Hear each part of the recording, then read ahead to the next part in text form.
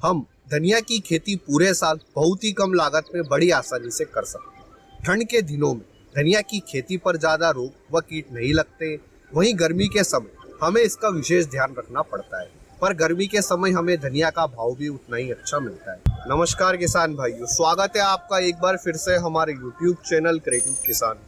आज हम इस वीडियो के माध्यम से जानेंगे कि गर्मी के सीजन में धनिया की जैविक खेती करने का सही तरीका क्या है। हम इस वीडियो में मुख्यतः इन 4 पॉइंट्स पर बात करेंगे। नंबर 1, गर्मी के सीजन में धनिया की बुआई का सही समय। नंबर 2, खेत की तैयारी व बीजों की बुआई। नंबर 3, जैविक तरीके से हम धनिया की फसल में कीट पतंगों को किस तरह से कंट्रोल करें। नंबर 4, धनिया की खेती में सिंचाई की विधियां। इसके साथ ही वीडियो के अंत में मैं आपको यह भी बताऊंगा कि धनिया की टॉप 3 हाइब्रिड वेराइटियां कौन सी। अब यह जानने के लिए वीडियो को अंत तक जरूर देखें। आते हैं हमारे पहले पॉइंट, गर्मी के सीजन में धनिया की बुआई का सही समय क्या है। पहले पॉइंट पर आने से पहले अगर आपने अभी तक हमारे वीडियो को लाइक नहीं किया है तो इसे लाइक करें। हम इस वीडियो पर 1500 लाइक्स का टारगेट रखते हैं और हमारे चैनल को सब्सक्राइब नहीं किया है तो इसे सब्सक्राइब अवश्य करें। धनिया की खेती का गर्मी के सीजन में बुआई का सबसे उपयुक्त समय 15 फरवरी से मार्च महीने। अगर आपके एरिया का टेम्परेचर अप्रैल महीने में 38 डिग्री सेल्सियस से कम रहता है तो आप अप्रैल में भी धनिया के बीजों की बुआई कर सकते हैं। पर अगर आपके एरिया का टेम्परेचर अप्रैल के महीने में 38 डिग्री के ऊपर जाता है तो आप धनिया के बीजों की बुआई ना करें, क्योंकि धनिया के बीज के जर्मिनेशन में परेशानी हो सकती है। यानी कि धनिया की खेती का गर्मी के सीजन में सबसे उपयुक्त समय 15 फरवरी से मार्च में। यानी कि आप इस समय मार्च महीने में धनिया की बुआई का सोच रहे तो आप मार्च महीने में धनिया के बीजों की बुआई अपने खेत में कर सकते हैं। आते हैं हमारे दूसरे पॉइंट, धनिया की खेती के लिए खेत की तैयारी व बीजों की बुआई। 2 बार गहरी जुताई होने के बाद अगर आपके खेत में मिट्टी के बड़े बड़े ढेले हैं तो आप उन्हें रोटावेटर चला दें। उसके बाद में आप देसी गोबर की खाद का छिड़काव करके उसे अच्छे से मिला दें। अब हम खेत में क्यारियों का निर्माण करेंगे। क्यारियों की चौड़ाई आप 4 से 5 फीट रखें व लंबाई 25 से 30 फीट के आसपास रखें। खेत में क्यारियों का निर्माण होने के बाद अब बात आती है कि हम धनिया के बीजों की बुआई किस तरह से करें। आप इन क्यारियों में ब्रॉडकास्टिंग मेथड के द्वारा धनिया के बीजों की बुआई कर सकते हैं। ब्रॉडकास्टिंग मेथड, जिसे हिंदी में छिड़कन विधि भी कहते हैं। छिड़कन विधि क्या है आप वीडियो में देख सकते हैं। जिस तरह से हमने मेथी के बीजों की बुआई करी थी उसी तरह से आपको धनिया के बीजों की बुआई करना है। बीज बुआई के बाद आप धनिया के बीजों के ऊपर मिट्टी चढ़ाने के लिए गार्डनिंग रेक की सहायता से धनिया के बीजों के ऊपर मिट्टी चढ़ा दें।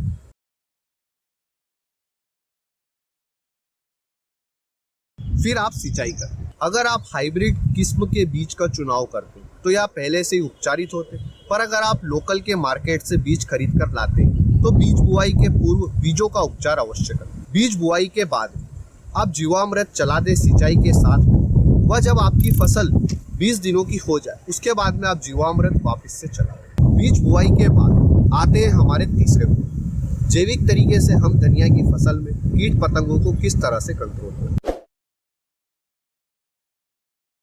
जब हम जैविक तरीके से अपनी फसल को उगाते तो हमारा टारगेट होता है कि हम हमारी फसल पर कीट व पतंगों को आने ही ना दें, क्योंकि ऑर्गेनिक के अंदर हम प्रिवेंटिव एक्शन लेते हैं ना कि क्यूरेटिव। इसलिए सही समय पर सही मात्रा में सही स्प्रे करना जरूरी है। चूंकि हम इस वीडियो में जैविक तरीके से धनिया की खेती करें उस पर बात कर रहे हैं, इसलिए रासायनिक तरीके से हम किस तरह से कीट पतंगों को कंट्रोल करें इस पर फिर किसी वीडियो में डिटेल में बात करें। हम धनिया की फसल को कीट पतंगों व मच्छरों के अटैक से बचाने के लिए नीम ऑयल का स्प्रे हमारी फसल पर करेंगे।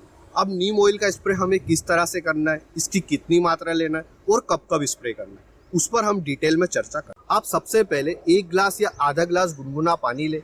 चूंकि नीम ऑयल काफी ज्यादा गाढ़ा होता है इसलिए हम पहले नीम ऑयल को डिसॉल्व करें। 1 लीटर के हिसाब से हमें 3 ml नीम ऑयल लेना है। यानी कि अगर हमारी 15 लीटर की टंकी है तो हमें 45 ml नीम ऑयल की जरूरत पड़ेगी। आप सबसे पहले नीम ऑयल को ग्लास में कुछ इस तरह से डालें।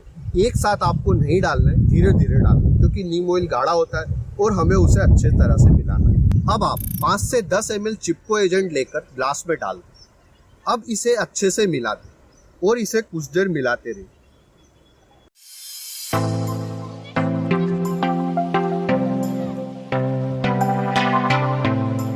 फिर हम इस ग्लास को जहाँ पर हमने नीम ऑयल अच्छे से मिलाया है, इसे 15 लीटर पानी में हमारे स्प्रे पंप में मिला दें और इसे अच्छे से मिक्सअप कर लें। अब आप अपनी धनिया की फसल पर स्प्रे पंप की सहायता से स्प्रे कर सकते हैं। ध्यान रहे, आपको स्प्रे शाम के समय करना है।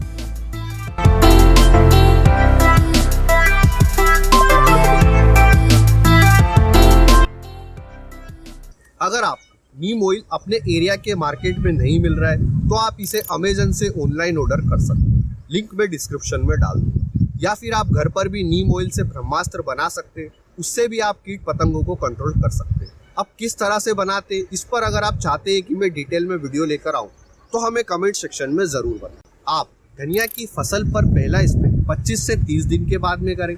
फिर जब आपकी फसल की हार्वेस्टिंग हो जाए उसके बाद में आप दूसरा स्प्रे करें।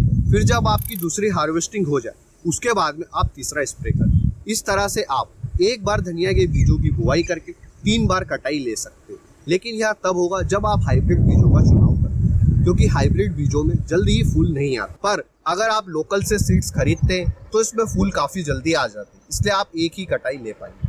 इसलिए हाइब्रिड किस्म के सीड्स का चुनाव करना धनिया की खेती में काफ़ी ज़्यादा जरूरी है। इसलिए आप धनिया की फसल में हाइब्रिड सीड्स का ही चुनाव करें। आप जानते हैं कि धनिया के टॉप 3 हाइब्रिड सीड्स कौन से हैं। Number 1 RK seeds.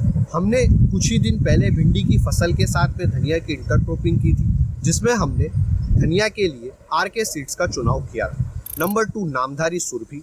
Number 3 highways company की कस्तूरी IM। इसकी पहली हार्वेस्टिंग 30 से 40 दिन के अंदर आ जाती है। वह इस वेराइटी के सीड्स को आप दोनों सीजन रबी व खरीफ में इस्तेमाल कर सकते हैं। तो यह धनिया की टॉप 3 हाइब्रिड किस्म थी। इसके अलावा अगर आपके एरिया की कोई भी उन्नत किस्म है तो आप उसका भी चुनाव कर सकते हैं। आते हैं हमारे चौथे पॉइंट, धनिया की फसल में गर्मी के सीजन में कब कब सिंचाई।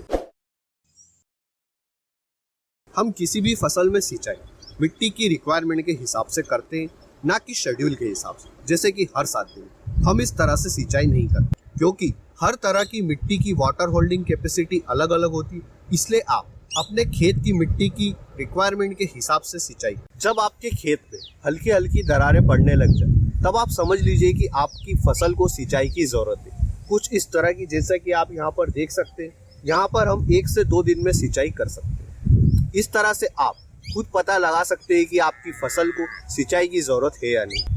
अगर आप जरूरत से ज्यादा अपनी फसल को पानी देते हैं तो आपके धनिया की फसल की पत्तियां पीले पड़ने लग जाती हैं।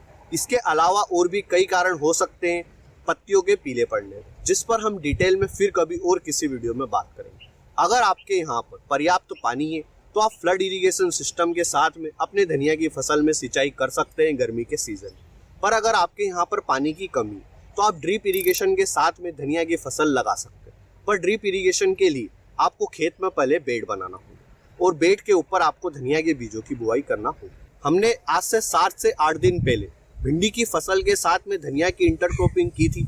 उस समय हमने धनिया के बीजों की बुआई कुछ अलग तरीके से की। अगर आपने वह वीडियो नहीं देखा है तो आप ऊपर दिए गए आई बटन पर जाकर उस वीडियो को देख सकते हैं। इसमें हमने आपको क्लियरली बताया है कि हम भिंडी की फसल के साथ में धनिया की इंटरक्रॉपिंग किस तरह से कर सकते हैं। अभी हमारे धनिया के बीजों का जर्मिनेशन नहीं हुआ है, 2 से 3 दिनों में धनिया के बीजों का जर्मिनेशन हो जाएगा। वीडियो में दी गई जानकारी अच्छी लगी है तो वीडियो को लाइक और शेयर करें, और अभी तक हमारे चैनल को सब्सक्राइब नहीं किया तो इसे सब्सक्राइब अवश्य करें। अगर आप धनिया की खेती से जुड़े कोई भी सवाल तो आप हमें कमेंट सेक्शन में पूछ सकते हैं। हम हमारे हर किसान भाई की कमेंट पढ़ते हैं और कोशिश करते हैं कि उन्हें उनके सवालों के जवाब मिल जाए। धन्यवाद किसान भाइयों। जय जवान जय किसान।